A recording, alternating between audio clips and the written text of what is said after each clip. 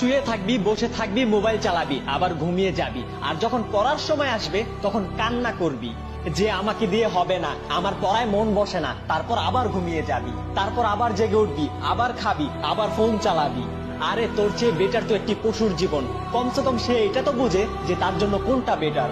সময় কম, ধীরে ধীরে সময়গুলো চলে যাচ্ছে। আজ তো বাবা মায়ের হোটেলে বসে খাচ্ছিস, কিন্তু কাল তোকে কে খাওয়াবে? কাল যখন তোর ফ্রেন্ড সার্কেল তোর থেকে আগে চলে যাবে, যখন তাদের স্বপ্ন পূরণ করতে থাকবে, তখন তুই রাস্তায় রাস্তায় ঘুরে বেড়াবি আর কান্না করতে থাকবি। আর বাহানা দিয়ে যাবি আমার ভাগ্য ভালো ছিল না, আমার সময় খারাপ ছিল, আমার কাছে এটা ছিল না, আমার কাছে ওটা ছিল না। আরে কাকে বোকা বানাচ্ছিস? কাকে মিথ্যে বলছিস? এই দুনিয়া মানুষের চিন্তা ভাবনাকে বোঝে না, মানুষের কষ্টকে অনুভব করে না।